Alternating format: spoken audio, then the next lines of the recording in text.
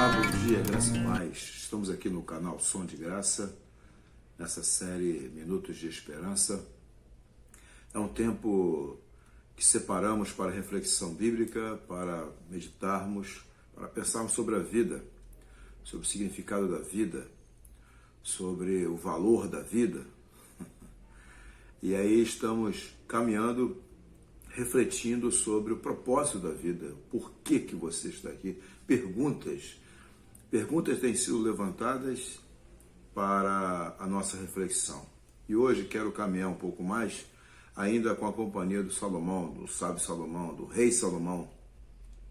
E ele deixou aqui em Eclesiastes capítulo 11, versículo 9, um texto interessante. Ele diz: alegra-te, jovem, na tua mocidade, e alegre-se o teu coração nos dias da tua mocidade. E anda pelos caminhos do teu coração e pela vista dos teus olhos. Sabe, porém, que por essas coisas, que por todas essas coisas, te trará Deus a juízo. E ele fala, dá um conselho, né? Afasta, pois, a ira do teu coração e remove da tua carne o mal, porque a adolescência e a juventude são vaidade, são passageiras, vai passar, etc. e tal. Eu quero destacar com você aqui essa adversativa, né? A gente percebe no versículo 9 que ele diz, curta a vida, cara. Curta a vida, né? Viva e tal. É interessante porque muitas vezes as pessoas têm uma ideia de que falou em Deus, falou em espiritualidade, pensa-se em cerceamento, em impedimento. Não pode isso, não pode aquilo. Então é a religião do não pode. Você é crente, a sua igreja pode, a sua igreja não pode. Cara, Deus está muito além disso aí. Pode ou não pode. Porque muitas vezes os mecanismos religiosos listam uma série de coisas de que pode ou não pode e tal. Isso não adianta niente, não adianta nada, né?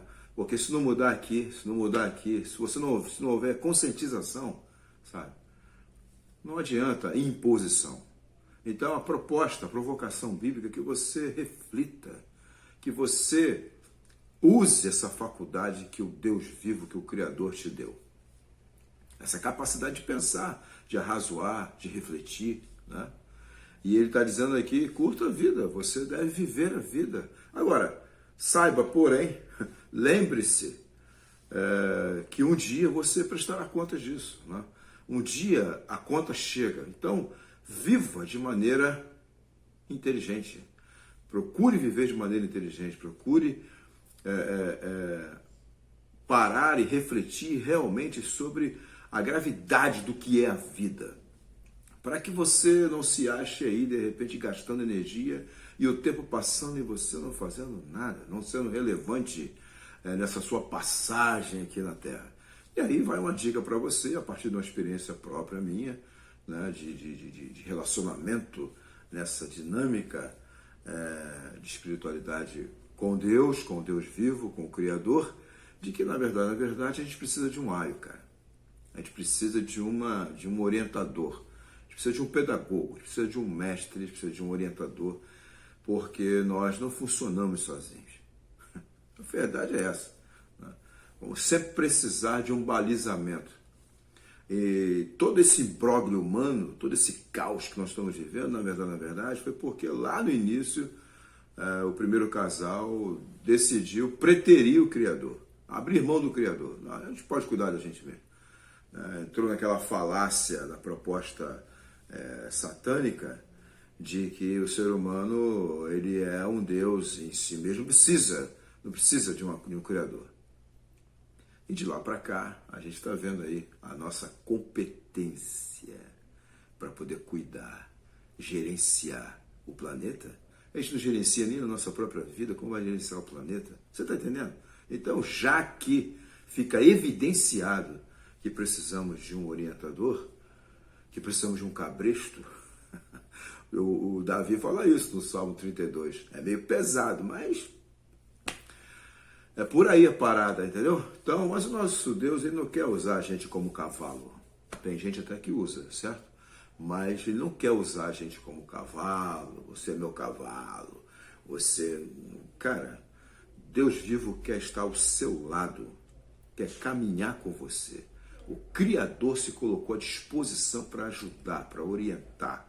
E aí é necessário que a ficha caia e cada um, eu já procurei fazer isso, já entendi que não dá para andar sozinho. Enganoso é o coração do homem, diz o Jeremias, e é verdade, desesperadamente corrupto, ele diz lá, é uma palavra pesada, mas é verdade.